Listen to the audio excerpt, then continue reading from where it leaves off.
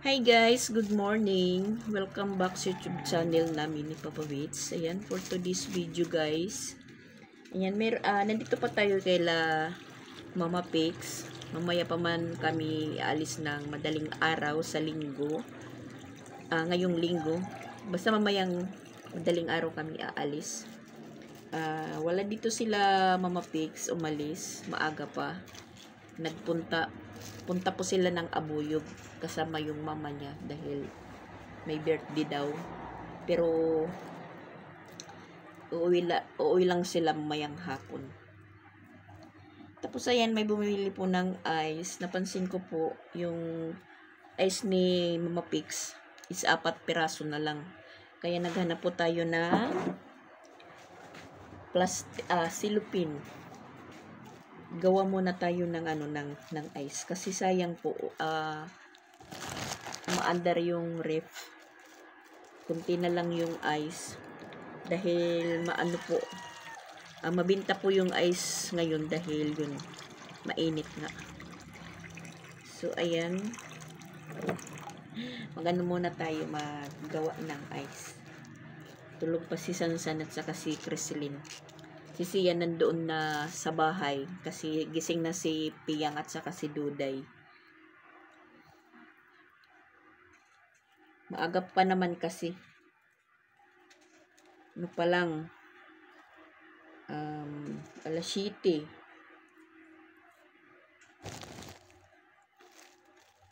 Yung sakto lang po yung gagawin natin ice. Gawa tayo ng 15 piraso.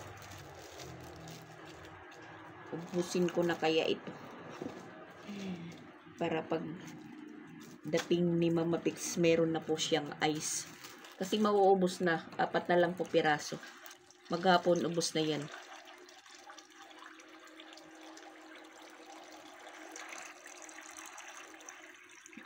Magkakapisa na ako.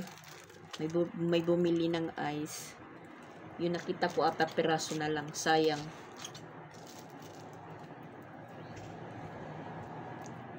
Ray, dumidikit.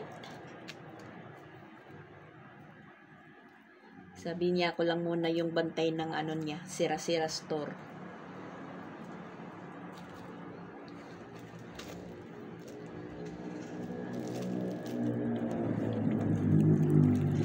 Bumangon ako kasi parang naramdaman ko masakit yung tiyan ko dahil sa electric pan. Dahil nakatutok sa amin. Number 3. Tsaka yun, tumawag din si Papa Bits. Sabi niya, umulan daw kagabi doon. Malakas din yung ulan kagabi. Pero ngayon, mainit na. Mainit na yung sikat ng araw.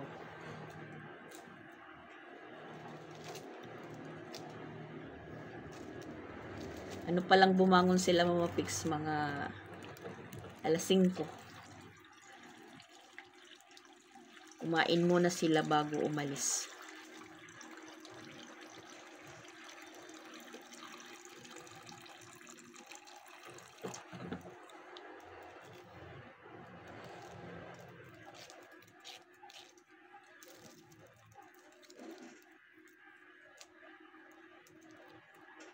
Sayang yung ref kung wala ng ice. Ay, nagkanda hulog. Buti na lang hindi na hindi na burit. Lagay ko muna, ilagay natin sa ref kasi nagkakanda hulog.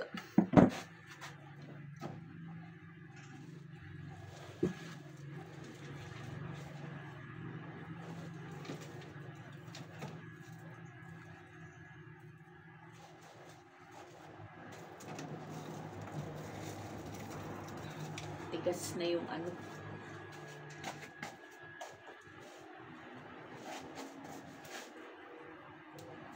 Saan na ba yun?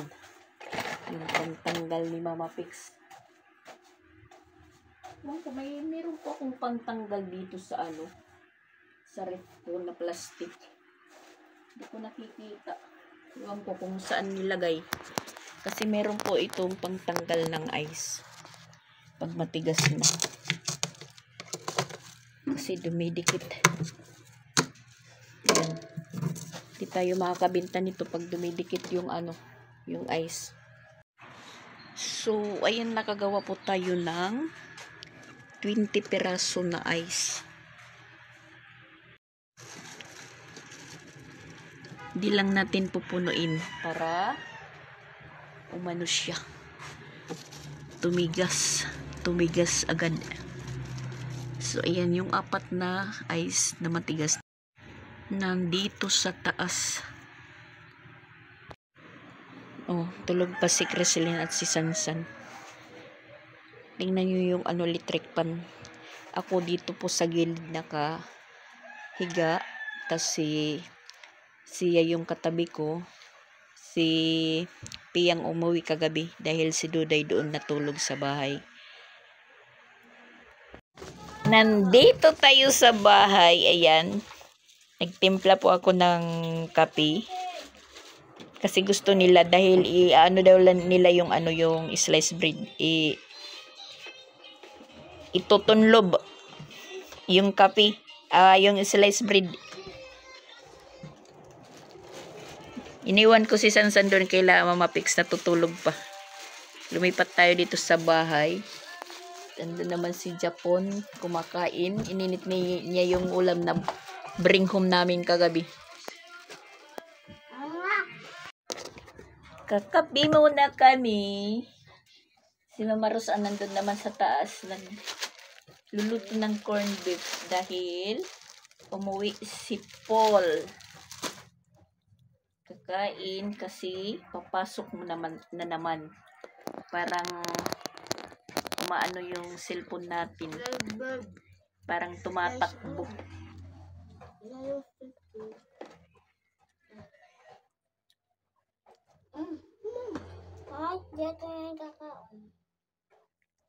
Try po natin ikain yung natin. Yung ipin natin, itry natin kung makakagat.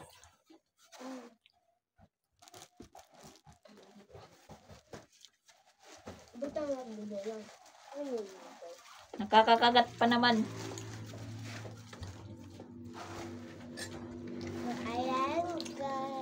Kasi yung pwersa natin is nandito dahil mayroon pa naman po tayong naiwan na natural na ipin dito sa gilid. Kaya yun po yung ngininguya natin. Medyo pa pag salita. Mailang.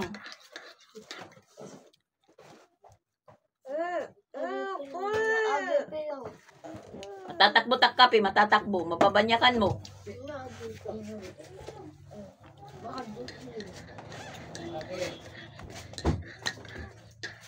Tara po kayo dida kalat.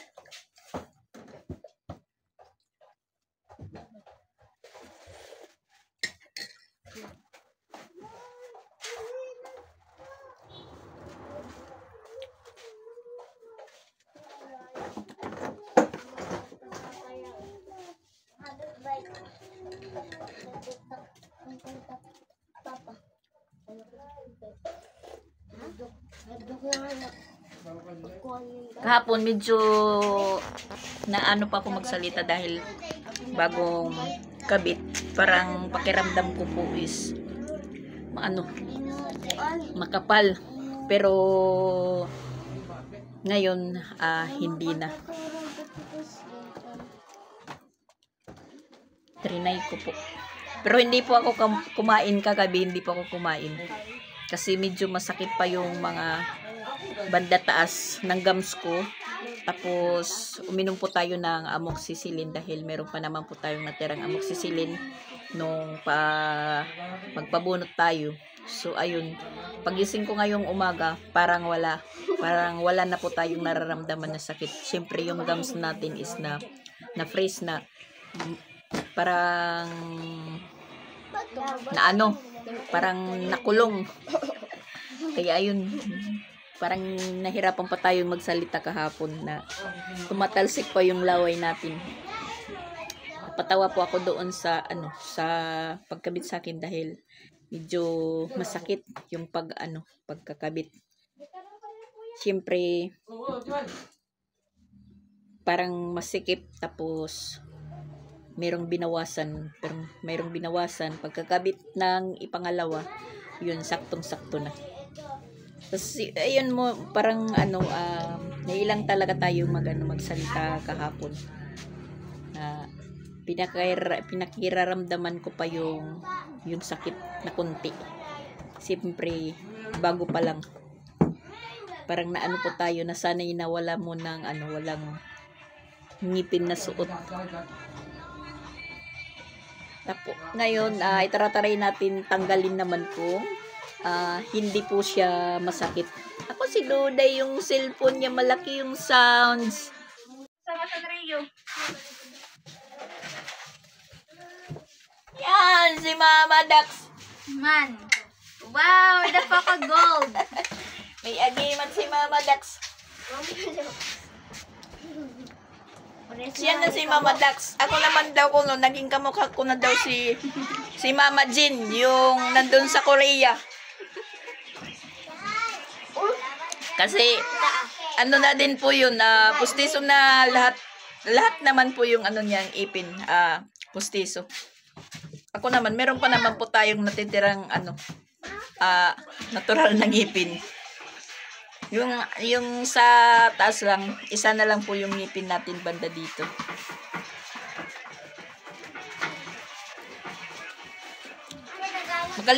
Magaling pa rin naman tayong kumain. Tayo po yung naiwan sa bahay ni Mama Pix. So, ayan, maghuhugas tayo.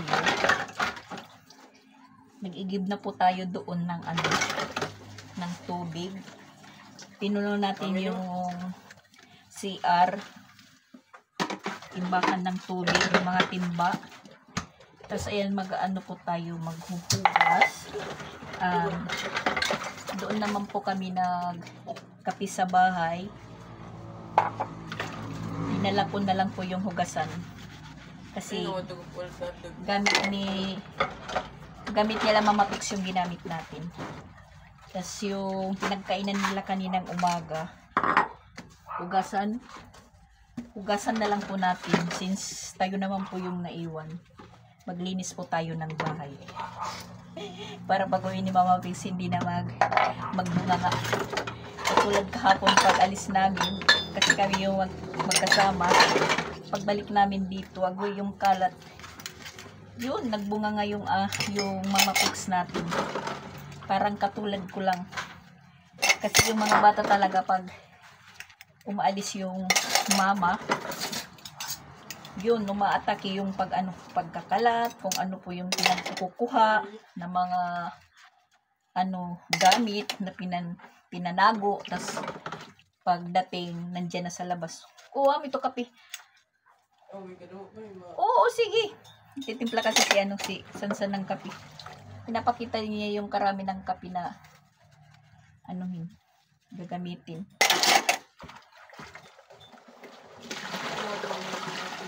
Tayo lang muna yung tatao sa bahay ni Mama Pix. Maglilinis po tayo. Ano? Ano? Ano tidak? Magluto na lang. Magluluto. Mama Pix, magluluto daw si Sansan ng hotdog. Sige.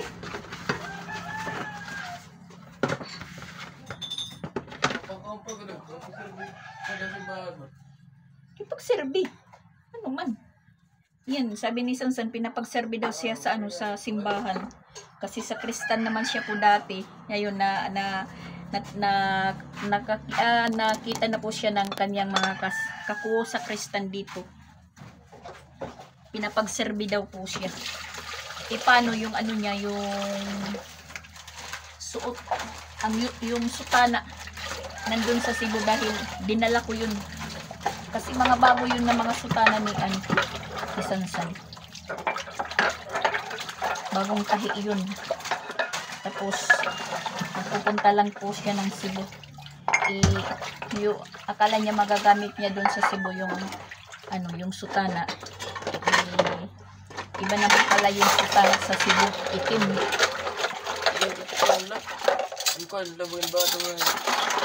Magkaiba po yung sinusuot. Dito na para silang mga pari. Tingnan. Mga bagong patahi yun ni Sansan. Dinala ko lang kasi parang nasasayangan ako, walang gagamit. Pagdating sa Cebu, hindi naman po nagamit. Gusto ni Sansan sa Kristan doon. Gusto lang malayo yung malayo yung simbahan. Hindi katulad dito na tatawid ka lang.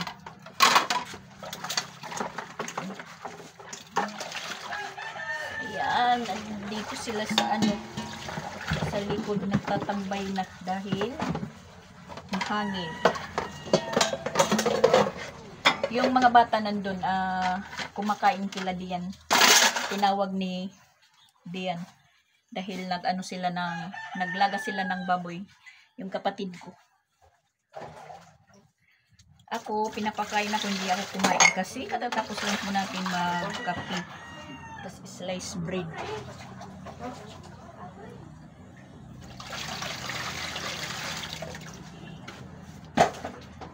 Ito seriously, kami lang muna yung tao dito kay Mama Pix. Ayan, Mama Pizza. Naglilinis po ako.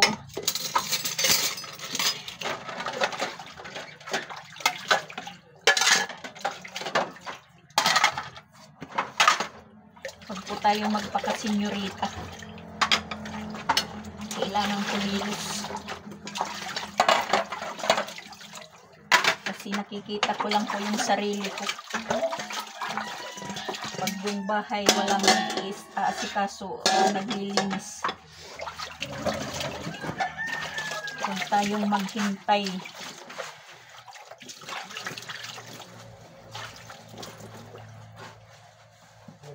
Magluluto si Sansan. Malinis na po. Yan. Kaso lang yung tindahan niya, hindi natin mabuksan. Dahil nakakandado. Okay lang yan dahil nagmamaupay naman yung bumibili.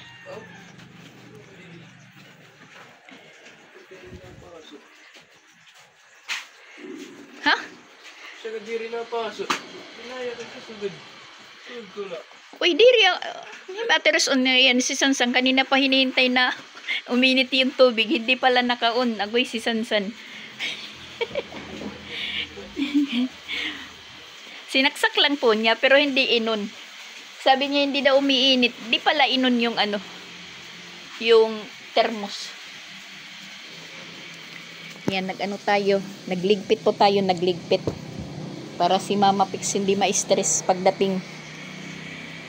Pinagpapawisan yung binti natin. Ayan, tumutuloy yung yung pawis. Ha? Ha?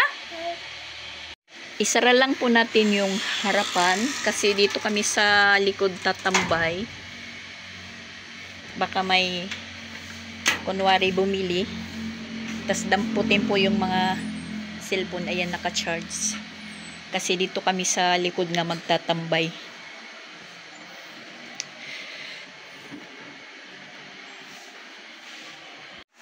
Dito tayo sa likod magtambay dahil mahangin. Wala na pong problema dahil yung mga balde puno na lahat ng tubig. Tapos na ako magugas, day. So, ayan, nandito po kami sa likod. Alam daw yan. Kagjagin kamot yan. Yan, direk kamot mo. Sige, parumba na ka mo. Nasagot na ako na ulit, kuya. Parumba na, parumba. Si Duday, wag lang natin ipakita kasi hubad na naman si Duday, hubad. Hi guys, good morning uli. hindi po natapos yung vlog natin kahapon kasi na busy po tayo. Welcome back sa YouTube channel namin ni Poppy Beats. For today's video po guys, ayan, nandito po kami sa waiting area ng Palumpon. Pabalik na po kami ng Cebu. Ayan, pinaano po kami, pinatayo lahat. Yung mga bag namin pinaiwan sa upuan kasi mag-inspection po sila. Malakas yung boses ng TV. Nag-inspection po. Ayan, mayroon pong aso. Bali, aso yung pinapa.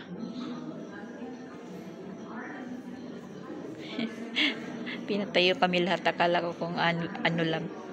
Iba na yung nila dito, proseso. Naging stricto na po sila. Baka meron na po silang nadiskubrihan. Kaya ganun. Sa una wala naman ito. Ilang balik na po ako dito sa Palumpon. Ngayon lang po ako ranas ng ganun. Magchichik sila sa mga gamit na dala. Yung aso yung pinaamoy sa mga gamit-gamit.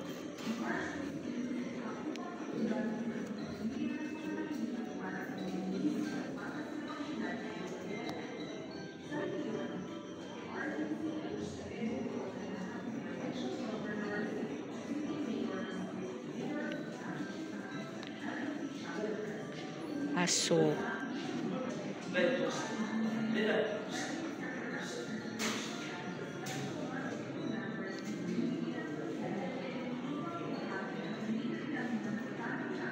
Napagod. Napagod yung aso.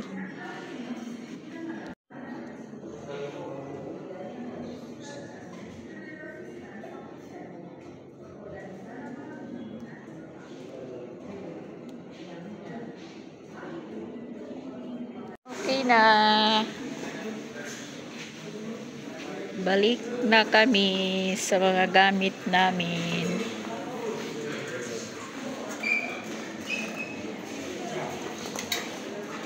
So, ayan, kasama namin si Mama Edna. Muntik pa kaming maiwan ng bus. At saka si Francia. First time po niyang magbiyahe ng matagal. Nasa rin man niya. Ang madags maya pa kita. Nahinga pa yung ba naturas kay alas 4. Ikaw din na kita maya. Sumuka din sa CR. So, ayan guys. Nandito na po kami sa iskina ng Patag. Naghihintay na lang po kami ng susundo sa amin. Si Mamayda sa kasi Francia nagdiretso.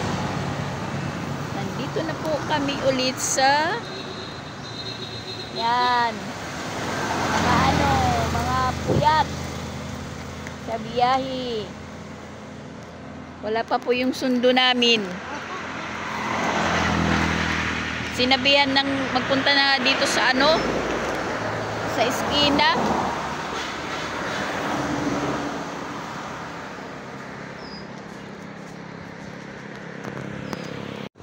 May dala kaming muron. Timing po yung pagdating namin guys. Bumuhos po yung malakas na ulan.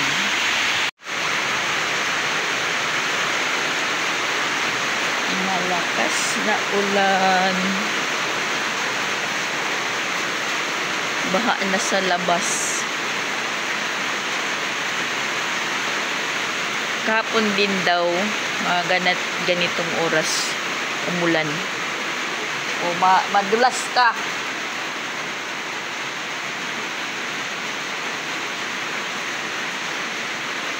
Basa dito, basa. Kasi mulusot yung ulan dyan.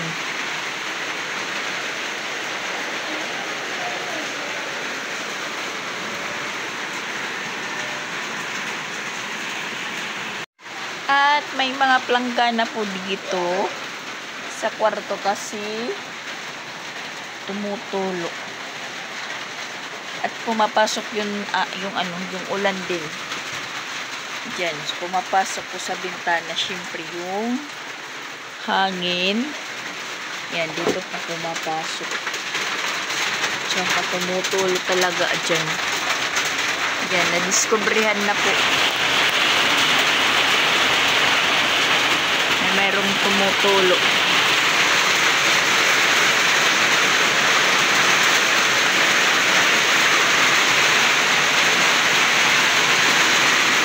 Bumaha na sa labas. Umuulan na may kunting araw po guys. Buti na lang nakadating po kami dito. Na hindi pa umuulan kanina at saka timing na timing yung dating namin. Ayan. Siguro pag umulan ng ganito kalakas araw-araw, hindi naman yung ulan na tuloy-tuloy. Umuulan ba mga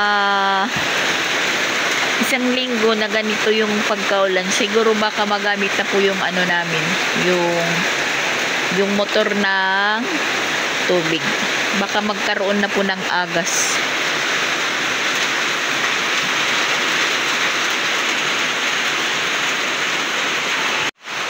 Pati din dito sa kwarto ni Sansan tumutulo.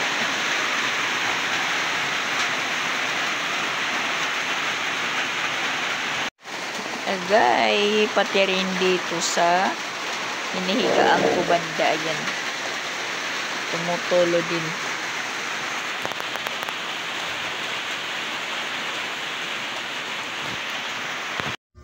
Hapon na guys, nakatulog kami nila Chrislyn, Sia, dahil pagod sa biyahe. At ayan, ihabuan na natin po yung mga natin. Mga sapatos. Ha? Naroon na tulo. Hindi na kami nagsapatos guys kasi maulan pag hindi naman maulan yung pag-alis namin sa Tacloban, medyo taligsik lang. Pagdating namin sa Palumpon, katatapos lang yata umulan kasi malasaw kung baga sa Waray. May matubig na portion ng karsada sa Palumpon, kaya isipan na lang po namin na hindi magsapatos ng mga bata dahil yung mga sapatos namin is parehong mga puti. Sabit lang yan eh. Tubanda kay pabutanit ni kuan. Mga puti yung sa akin na yan. Ano, magtutong pa? Ikaw, dito na. Sige, tulan eh. Mga puti. Kasi yung mga sapatos namin. Okay, Sia. Ano pa dito? Uy. Kay Chrislyn.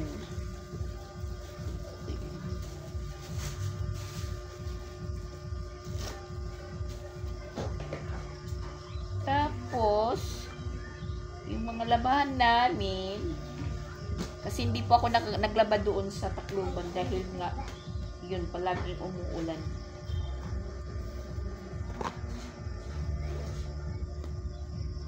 Dinala ko na lang yung mga labahan namin.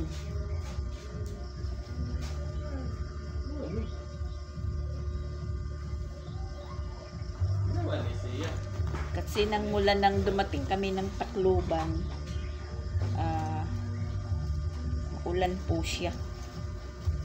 Pagdating namin dito, yung timing lang po na katatapos, timing lang po na umulan. Buti na lang nandito na po kami sa bahay. Tapos, yung hinahanap ko po,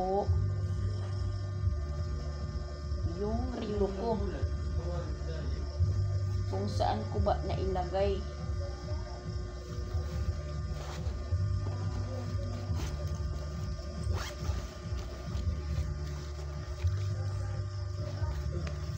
Kasi hindi po ako nagsuot ng relo.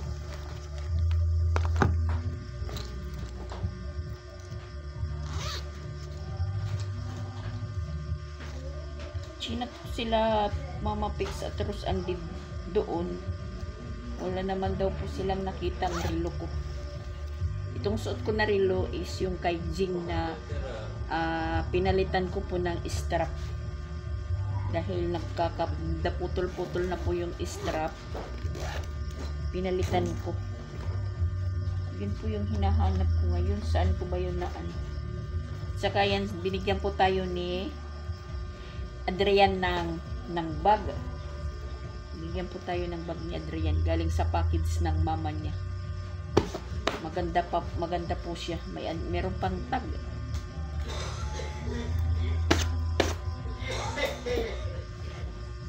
Asan na ba yung relo ko?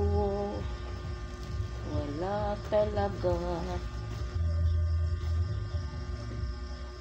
Aroy. Yung lotion, natapon yung lotion kasi bukas.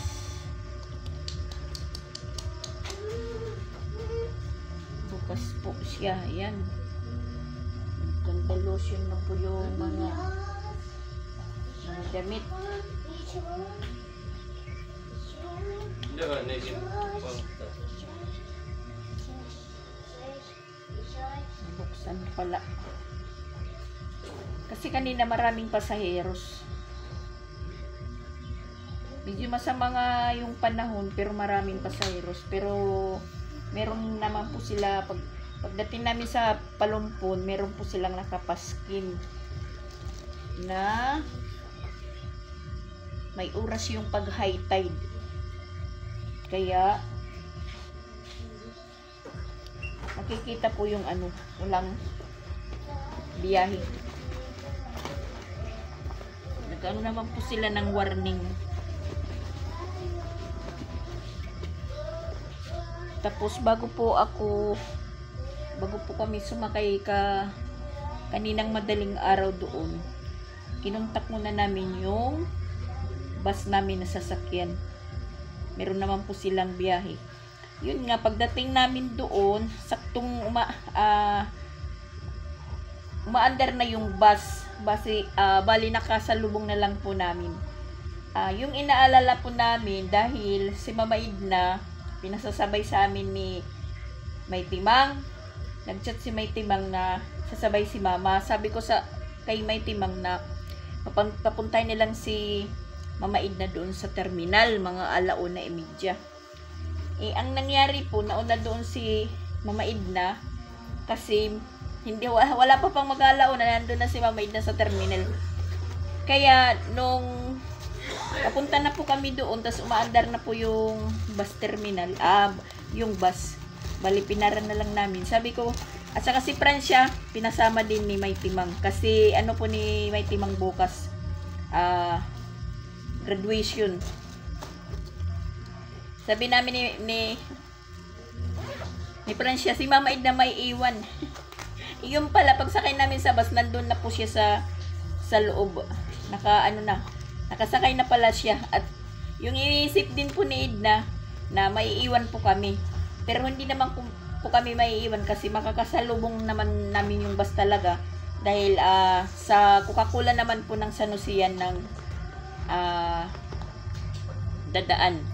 Bali makakasalubong lang po namin. So ayun, nagkasabay-sabay din po kami. Walang naiwan. Kasi si Mama Edna, maaga pa siya doon. Ako, kampante lang po ako dahil yung alis ng bus talaga is 2:00. Magpunta kami doon mga 1:30, tapos biyahe pa. Yun, sakto lang. Umabot kami doon mga 1:45. So tuloy-tuloy na po yung biyahe namin. Saka puno yung bus. Tapos pagdating namin pa doon sa Palumpon, tapos meron pang mga pasaheros na hindi galing Leyte na nasasakay din.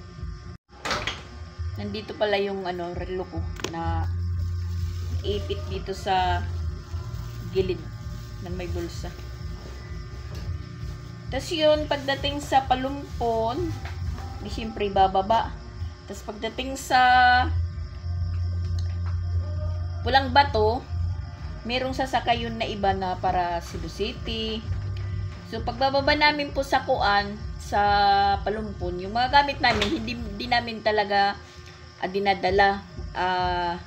Nandyan lang po sa aming upuan. So kanina, bali sasakay na po kami, may isang lalaki na sumasakay. Sabi yung bag niya inilipat daw. Tapos yung tinuturo namin po na tinuturo po niya na upuan yung sa amin kasi dito daw siya naka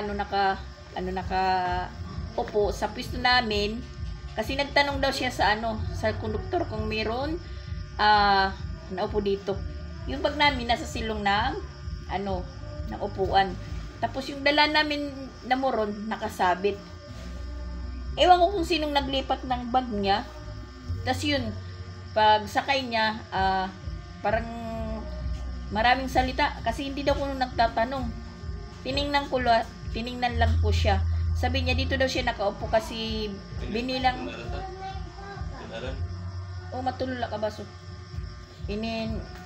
Yung upuan daw niya, binilang niya mula sa driver pangatlo. Yung namin yung upuan yung tinuturo. So tinitingnan ko lang siya kasi maraming salita. Sabi ko sa kanya, upuan namin yan. Bakit sasabihin mo na ilinipat yung bag mo? Hindi mo ba nakita yung gamit namin nandyan sa may silong ng upuan, tas may nakabitay dito na eco bag? Tapos, bakit sasabihin mo na upuan mo na ito? Galing kami ng Tacloban. Dito na po kami umupo. Tingin lang siya po sa akin. O sige, kung ikaw dito, ikaw yung nakaupo dito, may ticket ka na. Sabi ko, may ticket ka na. Niya sabi, wala. So hindi mo ito upuan. Amin ito. Kasi ako may ticket na po ako galing Tacloban. Yun, tumigil po yung yung lalaki. Umupo siya sa may unahan namin. Tapos pagtingin ko sa kanya na nakatulog na, parang lumalaylay na yung maraming salita kasi maraming salita. Pinakinggan ko lang po siya. Yung niya, yung kausap, yung kasama niya. Nilinipat daw ko yung bag niya. Sana ko nagtatanong kasi nagtanong daw siya sa konduktor kung meron pong nakaupo dito. Tapos yung upuan po natin yung tinuturo. Pinakinggan ko lang po siya ng yung salita niya. Yung pagdadaldal niya. Sabi ko sa kanya, kuya, kung sa'yo ang upuan na to, may ticket ka na. Sabi niya, wala. So, hindi mo upuan to. Kasi galing pa kami ng Tacloban. Saka may ticket na po ako. Wala na po siyang imik, guys. Daldal kasi ng daldal. Tinuturo niya yung yung upuan namin. Pero hindi po siya nakatingin sa akin. Kasi tinitingnan ko siya talaga. Salita po siya ng salita. Inaano lang po yung upuan namin. Dito daw siya kung nakaupo. Dito daw. Sa isip ko naman, sige, mamaya. O yun lang, tinanong ko siya kung upuan mo ito, may ticket ka na. Wala pa daw. Hindi ka nakaupo dito kasi yung mga gamit. Bakit hindi mo ba yung nakita yung bag namin nandito? Wala na po siyang imik, guys. Hanggang sa nakita ko siya na nakatulog na. Lumalaylay na po yung ulo niya. Parang pinaninindigan niya na dyan siya nakaupo. Kaya pala, nung bumaba na po yung bus, may nakita ko po na meron pong nakaupo na. Sabi naman ni Mamaid na, meron na kuno, parang hindi kuno bumaba yung mga ibang pasaheros. Kasi nauna kami bumaba sa bus. Tapos, doon na kami sa paradahan uli sasakay. Yung iba na pasayeros diyan nag-aabang lang kung para saan po sila. Kaya po yun po yung nangyayari. Kaya pag sumasakay ng bus, talagang pag bumaba ka, lagyan mo ng bag yung upuan. Kasi pag dating na sa Bogo o sa kahit saan po kami dadating, meron na pong nakaabang na ibang bisita. Ayun.